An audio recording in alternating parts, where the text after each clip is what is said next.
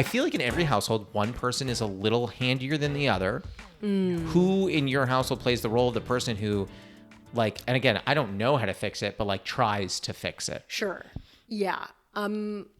Probably my fiance. Like I feel like I know some things, but he's more like, I think he's more confident about it, but is also equally wrong. Like we're both like blind leading the blind. Oh my God, that's especially us with here. electrical stuff. That's like science. I know nothing. I don't even know plumbing. Yeah. Well, I'd be remiss if I didn't talk about the tea that we're drinking today. Yeah, I don't want to. No, you're doing great. Much. Should I? You can drink it whatever you want. The tea we're drinking today is one of my absolute favorites. It is a Coconut Milk Oolong. It is by Bird and Blend.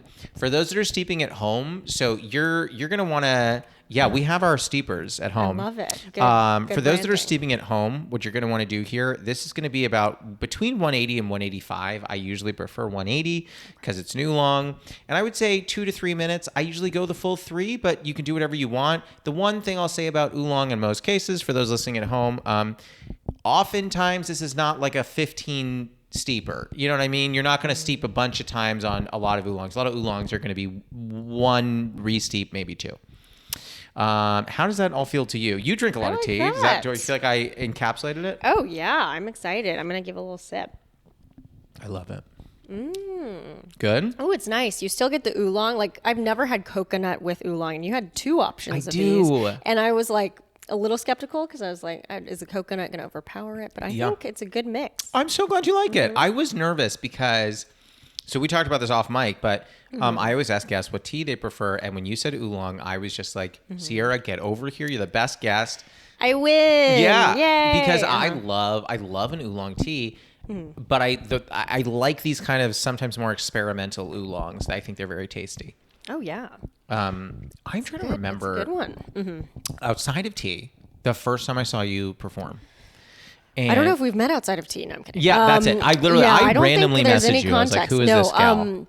Oh, yeah, no. Okay. Oh, I don't know. I don't know maybe when the first time. I'm trying to remember. Well, I saw you. Saw you, I think, when did you get here? Because I think I saw you years ago. When did I get here? So I grew up in LA, but then I've been doing stand-up. So I started probably about, the first time I ever went up was 12 years ago. 12 years ago? You beat me, yeah. Yeah, but then, I was like a teenager. So I did it a little bit, and then I like left for college, and then I would come back in the summers and do it here. And then when I eventually graduated, I moved out here and have been out here for like 6 years, 7 years. Okay. I still did it when I was in college. Okay. Because there was a good scene in Boston. It was a great, honestly, like I really love the Boston scene. It's cool. I mean, I haven't seen it in a while, but at least when I was there, and I wasn't fully a part of it because I was also kind of a student. So I at least would do it a bit and like improve over the course of the school year, even though I was still a kid and had absolutely no point of view and no knowledge. And then, when I would come back out in the summer, it was sort of like do the usual open mics and do as many shows as possible. It was a time when there wasn't like a huge alt scene that I knew of, at least. It was maybe budding, and maybe there was a lot and I just wasn't aware of it. But, it was like go to the Comedy Store, do that potluck thing, go to You mean wait for like 9 years? Yeah. Sure, yeah. Do a lot of waiting. Do, get as whatever is out there. Do flappers, right? If you have and then, to, flappers. Well, we all get like a look in our eye. Yeah. But yeah, no, I mean, I that was the first place that I ever went up when I was 16. At Flappers? Open mic. Yeah. I think they had just opened at that time. How was the first? Do you remember your first set? Probably not. I do, yeah. How was it? It was fine because it's like you do 3 minutes there, I think. And then my parents and my sister, I think, were there. I'm sorry. Hold on. Yeah. You had never done stand-up before. You're going to do it for the first time, and your thought is, let me have people that know me come up here, and if I fail, they're going to see it. It's not what I would recommend to an average person. But okay, I was like 16, so it's also like I did basketball. My parents come to my basketball games. You know what I mean? So I think I saw it, and they saw it as like cute. It's like the new basketball. Oh. Well, you could have done the WNBA or comedy, and you're like, I'm going to choose comedy. Yeah, I was like, you know what? Sorry, basketball. Huge loss to them. But yeah, no, I did play basketball for a really long time. It's a huge part of my life. Do you still? No, I don't do it anymore. But yeah, I'm 5'1". I think at the time too, I started when I was like 8 years old. But I think I played for like 8 years. Okay. And then so I'm half Japanese, half Chinese. Okay. In Japanese American culture, at least in Southern California, basketball is huge. Like there was a time, yeah, because I think like a little history. There was a time when like, you know, so I'm fourth generation. So my great grandparents were the ones who immigrated here. So like, been here for a long time. But the culture that developed that's like purely very Asian American or specifically Japanese American was like, you know, a lot of discrimination, a lot of stuff. Sure. And like, I think specifically Japanese people weren't allowed to like play basketball in certain leagues or something. And they got really pissed about that. And they're like, well, you know what? We're going to make our own league. So then this like Japanese American league like popped up and has been going for a while. I don't know the full history, but for some reason, it's just like if you meet a Japanese American person who's been in Southern California for a long time or their family has, the odds are they've played basketball against other Japanese Americans. It's very funny. Yeah. I mean, I don't want to make you feel like you need to brag. Were you good? Oh, was I good? Listen, I was... even for a Japanese person, was small. So I was always, but I was like a pretty formidable point guard for a while. But I was going to say, you're probably playing point. I did my dribbling. I did my passing. Yeah. I wasn't always scoring, but I was definitely a part of the equation. You facilitated. A lot of assists. So I never made it onto my varsity. Much like how Michael Jordan didn't make it on his first year. That's what I think they said. That's what. Yeah, they said they were like Michael Jordan and Sarah Katow both didn't make their varsity basketball. I heard that also. Okay, so you also heard that. Okay. Yeah. So he didn't. Yeah. But unlike Michael Jordan, I never did. And I think, a big part of the equation, though I felt like skill wise, I was decent. The coach was like, you have to be 90 pounds. And I was like, yeah, I think I'm 90 pounds. So she was like, okay, great, let's weigh you. And I was 70 pounds. And I thought you thought in your head, you're like, if I believe it. Sure. Yeah. I was like, surely she's not going to check. And then I was like, well, maybe between now and Tuesday, I'll be 90 pounds. What? I don't even know what day of the week it was. And I'm like, no way. Right. We know you that could it blend wasn't cheeseburgers and eat them. You would not have done I know. that. I should have, drank more protein shakes. I don't know. Yeah, that must have been it. How old were you? You were like drinking protein shakes at like chugging. 15. Actually, yeah, that was a big part of the basketball culture. You got to, take that protein to the face. If you're like, I don't know. Listen, obviously I haven't been 15 in a long time, but like, I wasn't even aware of like how much protein I needed when I was also bad at sports, but like, no, I mean, I don't think many people need to know. No. And so you're like, okay, so I'm 16 years old. Obviously, I might not be the next like Lisa Lobos or, whoever, or I that's the person that came to mind right now. I don't know why. Cheryl Swoops? I don't know. Oh, I like that. But like, I'm not going to be them. So you know what? I'm going to be a famous comic. How did next step. Those things do not seem related at all. Oh, so related. Is it? Well, I think, for one, basketball was a major extracurricular I was focused on. Outside of school, I was like, basketball's the thing. So I think with all that freed up time, no more protein shakes, no more blending up those cheeseburgers. That old 70-pound gal over there. I was like, I was like, wow, I'm off the hook. I don't need to add 20 more. So... yeah, I think it was sort of like, let's find something else to do. I always liked comedy. I think my family was always really this is part of the reason why they agreed to, I guess, take me to my first open mic. They liked comedy too. Like they were always fans. Oh, no way. I think my mom was like, oh yeah, I guess she and my dad would go see live comedy when they were dating and stuff. Oh, you're kidding. Oh, yeah, stop that. Stop But yeah, cute.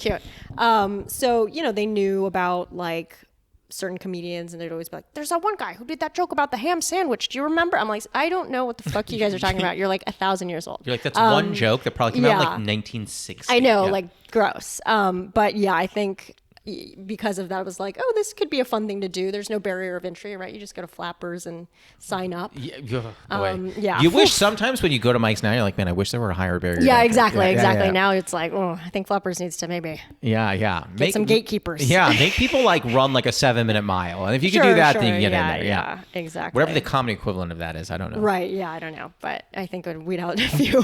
So I think it did relate in the sense of it was like, we got to find something else to do.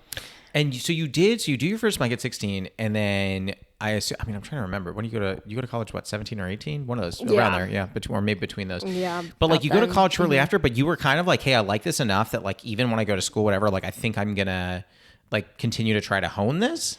I guess so, or a little bit I know, I probably didn't I think I was like, well, it's nice that it's near a city or some, it'd be nice if it was near like New York or Boston or, where I could do it and not have to travel hours to do stand up. But I mean, also colleges are great places to just work on any art or hobby because you have like a bunch of people living on top of each other ready to go watch improv or like make me laugh. Yeah, exactly. They're all stressed out from their studies. I don't know. It feels impressive to me because I don't know that. And I don't want to like sell myself short here because I don't really remember necessarily what my commitment was at any level at 16 years old. But like, I don't know that I would have had the mental fortitude, I think, to be like, hey, I am going to this art form, if you want to call it that, this craft, whatever the word is, requires diligence, persistence, and time. And I'm willing to invest those 3 at 16 years old into this. Oh, well, I didn't. Oh, okay. Yeah, I don't think. Yeah, wrap it up, team. Yeah. No. I didn't do that. Yeah, sorry. Goodbye. No, I think, I mean, like what you put in. I feel like I am definitely. Well, when did you start doing stand up? It's hard for me to explain that because I got to stand up. I was in a band from 16 to 22. Oh, awesome. Touring with a band, and well, that's. You just sold yourself out there. That you put time into that. Oh, right? sure, So but that's I the same mean, thing. I mean, what I learned doing that was that I started enjoying the time between songs more than I enjoyed the songs. Oh, cool. Because I was just like riffing and having fun, and so that kind of gave me the seedlings. And as soon as I went to school, I started doing improv, storytelling, and sketch, and that took me to Minneapolis. It took me to Chicago, and then I from storytelling kind of quickly went over to stand up. Yeah, no, that's great. So I mean, that's so starting in school, like I feel like that's the thing. You can kind of hopefully have more areas or whatever, room to fail a little bit more if it's like in front of peers rather than in the public. I think it's funny that you say that. And I don't want to like extrapolate this into this big philosophical conversation, but I'm gonna. Yeah, let's do it. I was talking with my girlfriend recently about how the further that some of us get, we get less comfortable with the idea of taking big swings at things because we feel like we're failing on a slightly larger level. Yeah. So like by that, I mean to a larger audience, right? When you're failing at an open mic at 16, when you went up at Flappers that first time, if you did, and I'm making this up because I've seen your stand up and it certainly isn't this, but if you had gotten up and been like, this is my impression of a duck, right? Or you went up and did a silent 3-minute set or whatever, something crazy like that. Yeah, those classic silent 3-minute sets. Or did really gross out humor, whatever. They're mentally for you, you're probably like, oh, I can do this because I'm 16 and the stakes are low and it's fine. I still, as much as I did a show the other night for like 100+ people, I also did a show the other night for 13 people, 14 people. And the conversation that we had is she said to me, and it was very astute. She said, sometimes it makes me sad seeing you not take huge swings because you're like, oh, I don't want to be seen as someone who's like failing huge because people are like, oh, he's been doing comedy for a while. What is he doing? And she's like, but the reality is every set you're doing is not being broadcast into the homes of everybody around the world. You just did a show for 13 people and you did new material, but you didn't do anything crazy, insane. You just did some new material. She's like, it'd be awesome to see you completely change your style and do something crazy because who cares? And I was like, I have no objection to that. I don't really know how to respond to that because it's true.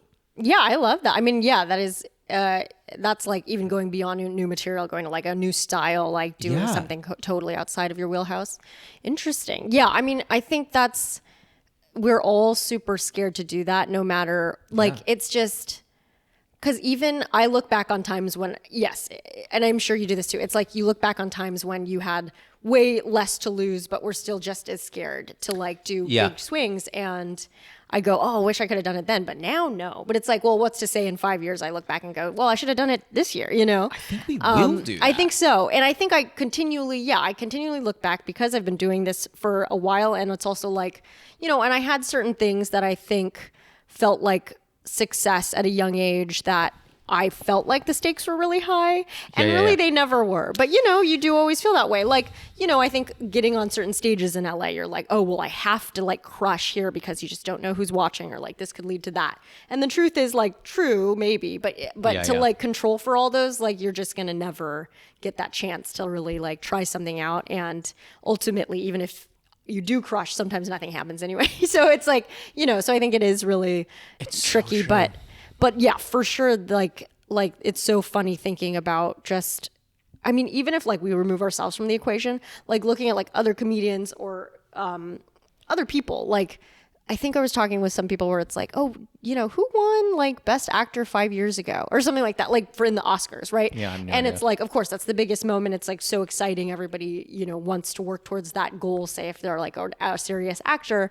But like, it is true that, the way that everything works, and especially like attention now, it's like, what I like looked at yesterday, I could barely tell you. So I think, or like what was important to us like 5 months ago is like absolutely what's going on with that person. I don't know. And I love thinking about like, what was like, like, I don't know, like Olivia Rodrigo, like I fucking love her album. It's great. But it's true that like, I guess I haven't really like thought about what she's up to recently. And that's like totally fine, but I think I respect her a ton, but I think we always feel like, oh my God, everybody's worried about what we're doing and I can't top my last thing. I'm just thinking like, what if you were like a pop star and you're like, oh yeah, my last album was so good and I don't know how to do my next album, and that's like very much like even somebody who had that big of a hit smash debut, like I actually am not thinking about what she's doing right now, and she should be totally feel free to like take a big swing, but obviously easier said than done. Like I bill myself as a clean comic. I do 100% clean material. I don't curse. I don't talk about sex, anything like that.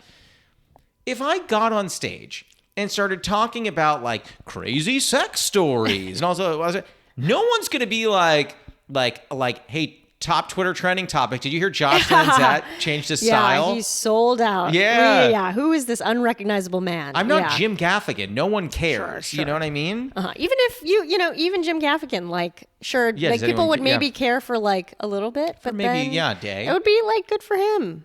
Yeah, probably. Ultimately, it'd probably be funny. Yeah, like I like him. I haven't seen all of his specials. Mm-hmm. Right. I don't know. I think I hold myself to that standard of I'm just like, you gotta find your voice and find your lane. Sure.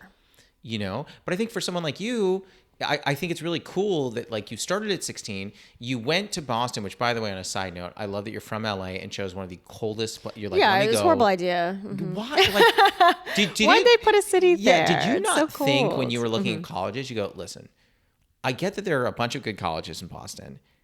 I'm going to look at the weather. I'm just going to peek at the weather. No, I think what happens instead is like you end up overcompensating because you've just heard of the lore of like seasons and you've never generally experienced of seasons. them. Yeah, you're like, wait, what is this? Autumn? And so then, I went in like, and I had a cousin who had lived there before too. So she lent me like her huge, literally like, Jedi to the floor, or no, like, sorry, Sith Lord, like to the floor jacket. I'm not great with Star Wars, Listen, but I know you're talking about it. I picked the opposite of what you're supposed to say. So, yeah. So just huge puffy jacket. Did you even for a split second go, I'm going to stay on the East Coast, or were you like, no, I'm out, I'm done? I would have loved to live in New York. I think it could still potentially happen, but I don't know. I didn't make any sort of moves to do so, clearly. Yeah, you're like, let me go right back. And you're, because I know you said you met your fiance in college. Was he also from here though? No, he's from Memphis, Tennessee.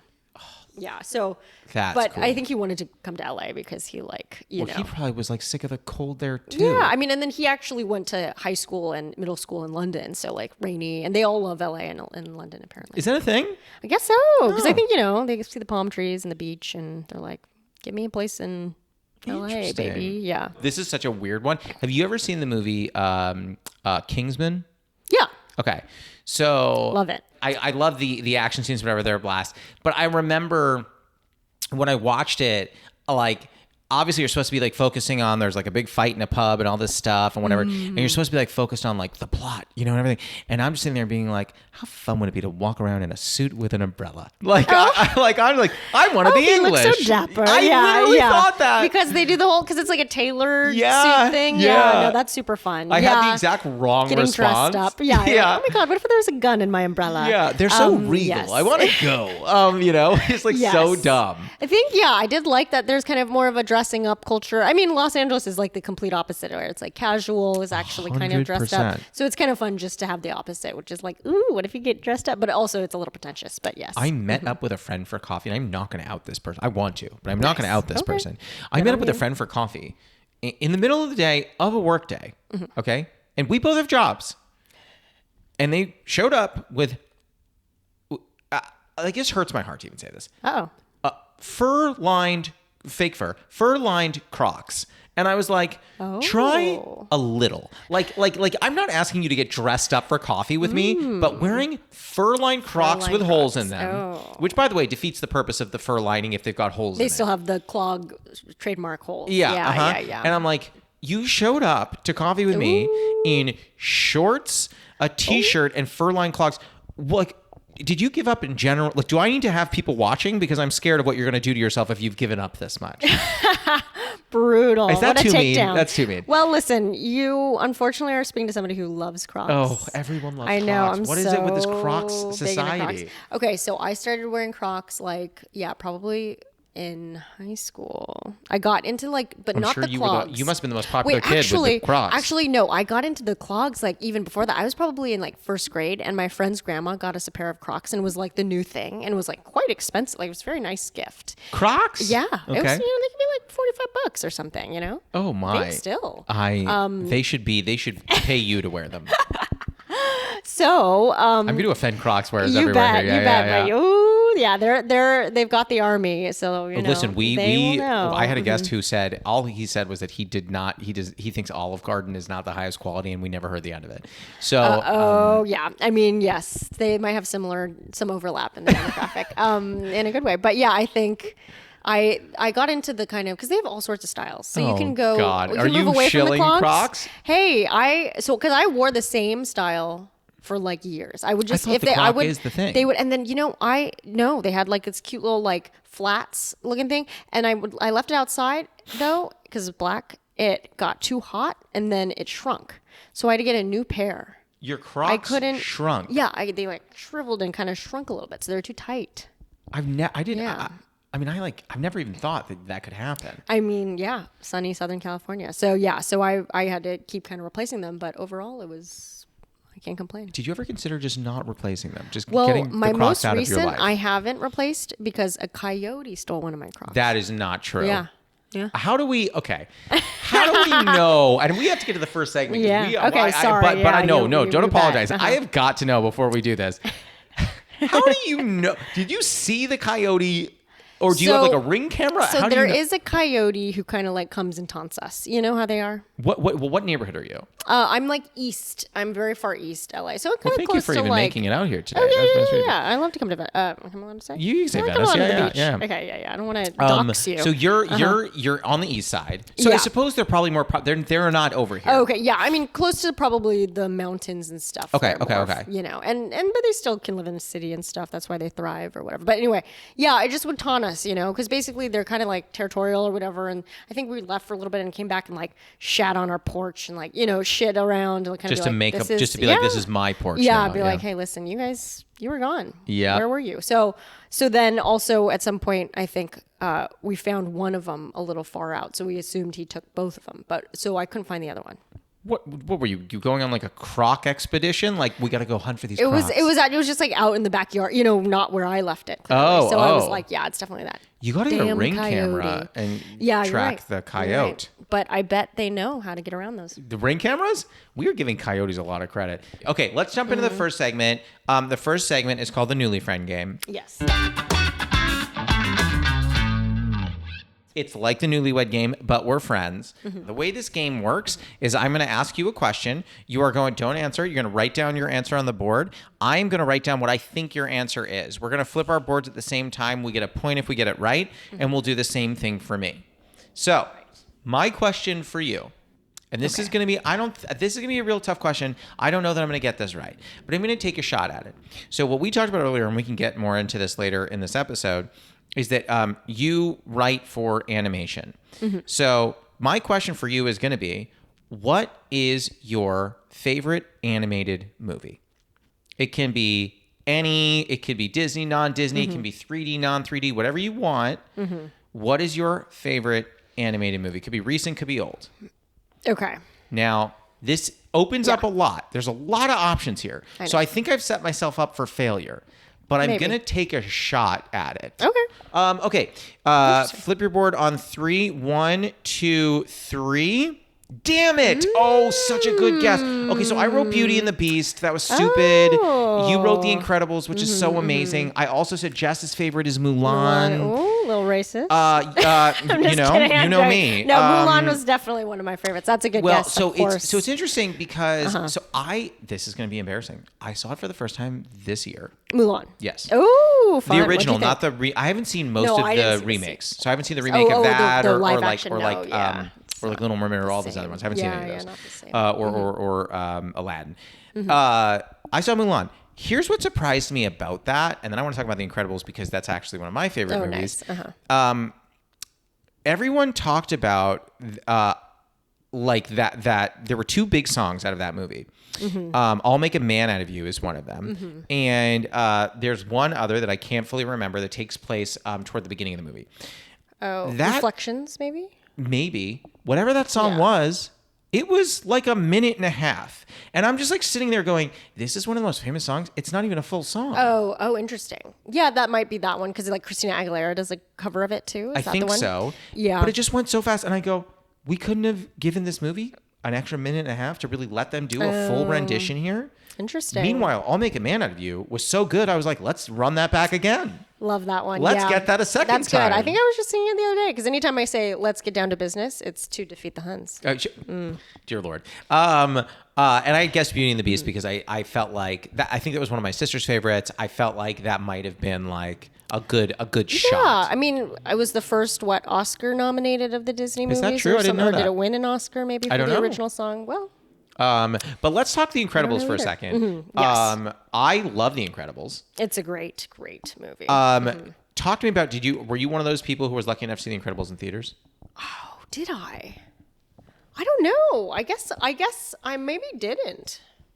But I must have liked it from somehow. So I don't know when the first time I saw it. I guess I didn't. Is that? Fuck that. I don't. Well, I guess. I know I have the DVD. Yeah, okay, so that's part of my question. Yeah. And obviously I know you've been in your relationship for a while, but when you were, if you can remember this, when you were first starting dating, were there like certain things where you're like, oh, well, I'm going to have to show him this movie if he hasn't seen it. Like we have to. Oh, yeah. Yeah, I guess so. I mean, he hadn't seen Mulan, I think, at some point. So I think maybe, I don't know, 3-4 years ago, maybe. But like, would The Incredibles be a movie where you're like, let's say hypothetically you're single in an alternate universe and you start dating someone, or you're like, we're going to have to watch The Incredibles. If you've not seen it, you have to watch The Incredibles. Yes. I would be a little red flag if they had it. It wouldn't be like you have to watch it and be like, if you haven't seen it, we're done. Why are we together? Yeah, why am I with you? No, I mean, I guess because animation is such a big part of my life, and I just feel like it's such a good, maybe around the right age of that being a big deal, you know? But no, I mean, yes, I guess. Like, what if they're from a different country and it wasn't, big there? So you're being really charitable there. You're like, maybe they're from another country. Then maybe I'll allow them to watch it later in life. So you know what? We're going to use the same question for me. Okay. What is my favorite animated movie? And I'm going to tell you this. Yeah. I'm going to give you a tiny hint. This is not super fair, but I'm going to give you a tiny hint. Okay. Mm-hmm. It is not a recent movie. Okay. That does help. Okay. This is my favorite animated movie. I don't think you're going to get it, but I hope that you do. 3, 2, 1, flip. Oh, that's really interesting. Okay. So Sierra said The Yellow Submarine. What made you say that? I was just thinking, it's an older, that's cool. Yeah. It's an older movie. That's cool. That's cool. Yeah, it's an older animated movie that Yep, I feel like is polarizing. I've seen it. Yeah. My mother bought it on DVD. Why? I don't know. My mother would sometimes she'd be like, I saw this in a discount bin, and they would always be weird.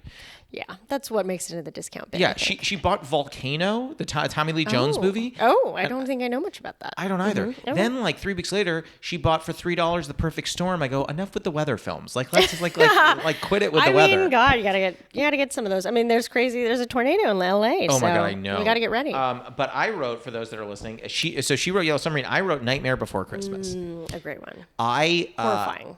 Did it scare you? Yeah. Okay. It's scary. I love this movie so much that on one of our early dates, I took Jess to. Every year I like to go. Do you know El Capitan Theater? Yeah. So every year they do Nightmare Before Christmas in 4D. Oh God, what's that mean? So it's 3D, but when he's sledding down the hill, wind blows in your face, and when there's snow falling, there's snow falls in the theater. But there's not creepy crawlies or something. No. Okay. No, when they're if someone's baking cookies, you smell the cookies, stuff like that. So I took her there because I was like, I want to share this with you. This is a movie I love. Oh, that's sweet. So you did the thing. Yes. But she had seen it already, or she had seen it already. Okay, but not in 4D. No, definitely not. But I absolutely love that movie. And I'll tell you this: if you think that was scary, a movie that came out that similar vein that I think is kids should not be allowed to watch it was Coraline. Oh, okay. I thought you were going to say that. I haven't seen it. I'm a little scared. Okay. Buttons for eyes? Coraline, yes. So that in itself is terrifying. As adults, it's an amazing film. I saw it with a friend of mine named Stacy. Shout out to Stacy. I haven't seen her in a while, but she's a lovely person. She writes for TV too. Oh, we love that. Stacy and I are sitting in this theater. We walk out of the theater, and she goes, how did they let kids into that? And I was like, I don't know. So scary. Because you're seeing this is not spoiling anything. The premise for the movie is that this girl who moves to a house that away from her friends in a new place, which doesn't know anyone, finds this alternate world that is an alternate version of her reality. And it seems like the grass is greener on the other side, but she quickly discovers that maybe it's not. Okay. And you start just seeing it's like nightmare fuel. And I'm just like, how is this a kid's film? Because everybody just thinks, in the US at least, animated children. And then that's it. And they don't check unless it's dirty jokes. You know? And then there's no other line that's drawn, and that's part of that's what happens. That's why kids get nightmares. Yeah, They'd be fine otherwise. I got nightmares because my sister made me watch Poltergeist 3. But, no, well, but was it animated? No, and if it was, we all would have been better for it. I know you would have been so kid friendly, but that's terrifying. I haven't seen Coraline for that reason. Probably I've heard scary things about it, but yeah, I think even Nightmare Before Christmas, there's some spooky stuff, like I said. I know you work in animation. I don't know if this is an appropriate question to ask, so please feel free to tell me if it is. Ooh. Is it your preferred thing to digest from an entertainment perspective? I think not necessarily. Okay. I do love watching a good prestige drama. A prestige drama. Yes. But are we French now? Prestige drama. I like a prestige drama. Yes. Oh, beautiful. Thank you. I'm terrible. Are you from Paris? Did you not know that? Yeah, I'm totally very French. Cool. Yeah. I mean, yes, I think I loved watching animation growing up, obviously. Yeah, and that was a lot of what I consumed. I still appreciate it. And I mean, I love a SpongeBob. I love Avatar: The Last Airbender. Well, hopefully not the live action. I didn't. I actually boycotted that. Thank you. Okay. I've not seen Last Airbender, but I've been told by multiple people that given the things I like, that I would love it. I actually think Lucas might have been one of the people who told me I would love it. What are the things that you like that you would love it? Oh, I like the ideas of I am very much driven by emotional needs and wants of characters. That's incredibly important to me. Oh, sorry, but you're talking about the animated show. Yes. I thought you were talking about I thought you were saying the real Airbender or the live action Airbender. They called it The Last Airbender is the name of the movie, the live action movie they made, and then Avatar: The Last Airbender is the cartoon. Why did they leave out? Oh, probably because Avatar came out and they didn't want to confuse it. Yeah, maybe. But anyway, the show itself, it's great. You'll love it. Yeah. I mean, I think anyone would. If you lend yourself from an entertainment perspective, if your interests lend themselves toward prestige drama, or sorry, prestige dramas. What drew you to writing animation? Love a job. No, I'm kidding. I do actually think love spending money. Sure. Yep. Yeah. Love paying my rent. Yeah. Being able to do that. No, I think I was, let's see, what was the first? Well, okay. One of my first writing jobs was for a preschool animated show. And I think those are like good. Interesting. To just learn how to write story in like a simpler way that's understandable for like young people. But then also, I think thereafter, I also do think my, especially coming from stand-up and writing jokes and being a very like writerly stand-up, I think that animation is a good place to be because you really get to focus on the joke writing and like you're not, thinking about, what's the what's going to happen in production and like, does this actor, I think with voice actors who are really like, putting on this character and everything, I don't know. There's just something more about like, maybe more emphasis on the jokes that like worked well for my brain. Interesting. Okay. And yeah, so maybe that's why. And I really have loved every show I've written for animated wise. And I do watch, a lot of adult animated stuff and I find it very funny. So I think that's like where my comedic sensibilities are. And I do want to write comedy. Oh. As much as I love and enjoy watching a prestige drama, I don't know if I would necessarily want to write for one, I mean, I have to ask this because I think you may name Lucas's favorite show. And I'm just curious, if you had to name a few of your favorite adult animated shows, what would they be? I mean, probably Rick and Morty. Okay. Controversial. Now it is. Yeah. Yeah. Well, they all are. Well, it's weird because you said off mic, you were like, I like Rick and Morty, but more specifically, like Justin Roiland is my hero. Yeah. Well, more like the people behind it and what they're doing, in their personal lives. Right. I remember you said that. Yeah. That's what I stand by. And the other stuff, that's all gravy. It was weird. Yeah. She was like, forget the show. It's just the creators. It's more like, their behavior off the camera. Yeah. I mean, so that's a good one. Let's see and the thing is, I feel like growing up, I loved Family Guy. Sure. I loved anything along those lines, like those kind of Fox comedies. I was like, it's a hoot, and it still is. But I don't watch them as much, I would say, because Simpsons, of course. Sure. I mean, this is as good a time as any to take us to our final segment. Okay. Are you ready for the lightning round? I'm ready. So these are fast questions, but they don't have to be fast answers. Take your time, do your thing, live your life. This is your time. Mm-hmm. Question 1, what is a favorite ritual of yours? So mine is brewing tea. What is one that you really like? Ooh. Yeah, you know what I've been doing lately? I have been into the skincare routine at the end of the night. Any particular brand? Are you like a Tatcha person? I don't know if I have. I just get a lot of things from like the Asian market. Okay. So there's like a clear lotion I use. I don't know, but I have a one of those gua sha things, the stone things that you squeeze your face out. I'm familiar. I hope it works. Don't do it too hard because I left a mark on my cheek for like a day. Yeah. Oh wow, the dangers. They don't tell you. I think I didn't do it right. Because Jess was teaching it to me. I've gotten really big into skincare as well. Nice. I don't use random colored lotions with no name, which it sounds like you're up to. Over there. Yeah, they have a name. It just you're like, it's that I know. lotion. Yeah, I know what it looks like. It doesn't need a name. I'm like, I've gotten to the point now where I'm just like, cool. So like, I'm washing the face, doing a little retinol, getting a little eye cream, some hyaluronic acid. Like I really do. I do the thing. Yeah, that's good. Those are all words I've heard. And no, I do the eye cream. That's always a tricky one. You got to be real gentle. You do. And it's expensive. It is expensive. I said to a buddy the other day, I said, you should be doing this. He goes, my skin looks great. I go, you don't do this for now. You do this so you can say your skin looks great 10 years from now. Exactly. That's what's so good about the business model. It's not even like, oh, you need it. It's more like you don't know if you need it and you don't even know if it works. But if you stop doing it, maybe it'll show. Yeah. It's very... Yeah. It's like that thing you hear about where people are like, you hear that people with religion, they're like, the reason that I believe in God is because if there isn't a God and I believe in him, nothing happens. But if I don't and there is, and I'm like, okay, fair enough. And in this scenario, eye cream is God. Right. Well, yeah, I've always said that. Yeah. Question 2, what is a running bit you have with a friend or partner that makes you laugh? So with my fiance, we do a lot of, which I guess I maybe tried a little bit here. We do a lot of, if anything, if the other says something that might be even remotely racist, we go, "Baby, that's racist." Oh my God. And it's fun. we do in this house, and by we I mean more me than her. Jess will say something, and Jess is not Jewish, and I am, and I'll be like, "Ooh, that's anti-Semitic." yeah, good. Like the other day, like it was something so simple.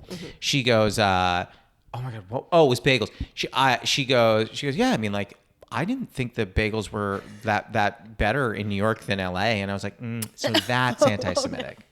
And she goes, "What? No, that's not. I'm not saying." And I was like, "So when did you first start harboring those feelings?" Yeah. No. It's fine. It's in the water. We just have to unpack it. Yeah, right? I was like, "Listen, it's not a big deal. Like my mother already knows you're anti-Semitic." She's like, she get her involved. Yeah. Listen, good. We get everybody involved. Yeah. So I love that bit. Good. It's a fun one. Can you do an impression of one or both of your parents, and they don't have to be good?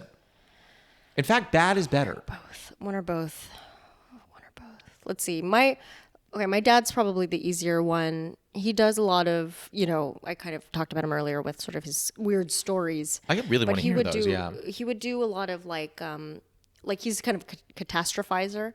Sure. So a lot of times, like we had a dog. Yeah, we had a dog, and anytime the dog would like get, come off the leash and run away or something, he'd be like, "He's gone, he's gone." We're like, "Well, should we chase after him or maybe put up sign?" No, he's gone. And then he would come back and it'd be fine. But that kind of thing, that's very simple. It's not, I don't know if he does much else. Let's see.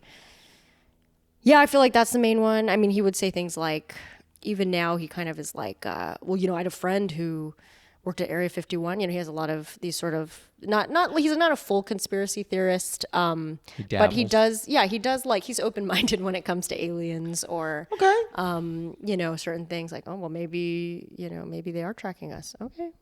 All right. And we love it. I think it's fun. It keeps things interesting. I'm into it. Hasn't taken him fully into any dark corners yet. So I think that's good. I would say, keep him off some of the message boards. Yeah, he's on the internet a decent amount. But he's always like, "Oh, I was watching the Bird Channel." And I was like, "I don't know which one the Bird Channel is, Dad. What's the Bird Channel?" And it's probably just looking up things on YouTube of birds. Yeah, it's just a live stream of somebody who like videos birds in the wild, and we love that. My mom will sometimes call me and be like, "Did you just see this?" I go, "I don't live where you. What is this? It's 4 p.m. on a Monday. What?" She goes, "CNN is doing a special on the Incans," and I was like, "See this? Okay. Oh, this." When you said this, was your immediate thought, "Oh, you're talking about the Incan special"? Did you think I was going to say that? Like, you're watching stuff about the Inca. Yeah, great. I mean, everyone knows that the 4 p.m. Incan special is, that's it. That's like the Super Bowl. Number 4, have you ever experienced imposter syndrome? And if so, is there a particular moment that sticks with you? I feel like, all the time. I think there's a funny version of that where I think one time I went, flappers. Let's bring up a flappers memory. You're saying flappers gives you imposter syndrome. Boy. So one time I went, I had a show there, and I think this was when I was quite young, probably like 18 or something. And I went, and then, and I'd performed there before, so there's like a chance I know people. So one of the guys who was working there was like, "Oh, hey, good to see you again." Like, "Oh, yeah, you're great." And I was like, "Oh, yeah, hi," and I was like, "Oh, it's nice he remembers me." Yeah. And then he was like, "Oh, then he was "Oh, you're going to be great. Like, I remember you. Yeah, you're good. We'll put you up later." "Oh, okay." And he's like, "Where's that other guy you always perform with?" And I was like, I don't know. Yeah, I don't know. And he's like, "Yeah, fuck him, right? Fuck that guy." And I was like, "Oh, yeah, haha." So I was like, I think he thinks I'm somebody else. So literally, I think the whole time he thought I was somebody else. And then I performed, and I was like, of course, like had like a bad set because I was like, "Oh God, I think they think I'm like someone big. Like, who do they think I am?" Anyway, it was pretty funny because overall it was like, you just got to go with it. But you still got the set. Got the set, yeah. Hell yeah. Final question for you. And typically this question is, what is your favorite tea or comfort? But you're a tea drinker, so what is your favorite tea? Oh, my favorite tea. Yes. I think I do. I have been really liking this green tea that I had recently. That's sort of this long. Oh yes. Do you know the name? I think it's called Anui. Is that possible? I don't know. Let's find out. It starts with an A. It's like, green tea something. A-N-N-U-I. Okay. Maybe that's wrong, and I'm saying a bad word or something. I but hope you're not. That is. But it is weird though. We did just get a Mm-hmm. bunch of phone calls. You just said it. We've already gotten a bunch of phone calls. Yeah, it's weird. Yeah. Yikes. But yeah, that's a good one. It's like a nice green tea that comes in these long strips, and it just feels like real fresh, you know. I love that. But I also love. I love an oolong. This was really delicious. There you go. This was really good. You heard it here first, Steepers. You heard it here first. Sierra liked the tea, and that's all that matters. Delicious. Thank you so much for coming on. You had fun? Thank you. Yeah, so fun. What a great show. What a great host. Oh, what a stop. great Lucas. But keep going. What a great Lucas. That's really what matters. Yes, what a I great know. Lucas. One of the best Lucases. Top 10 Lucases of all time. Yeah. Well, I'll put him up there. Thank you for coming. Yes, thank you. That was Sierra Katow. You can follow her on Instagram, Twitter, YouTube, and TikTok at Sierra Katow. Steep Conversations is produced and edited by Elliot G.B. Our associate editor is Martin Alvarez. Our theme song and additional music are by Oliver Hymack. Our cover art was done by Neil Fraser with photography by Matt Mazisco. Social media by Dia Villegas. Please write a review and rate our podcast on Apple Podcasts and wherever else you can. You can send any questions, comments, newly friend game suggestions, or tea suggestions to steepcombos@gmail.com or tweet us at steepcombos. I'm Josh Lanzette, and you can follow me on Instagram, TikTok, Twitter, YouTube, and Facebook at Josh Lanzette. We'll be back next week, so until then, happy steeping.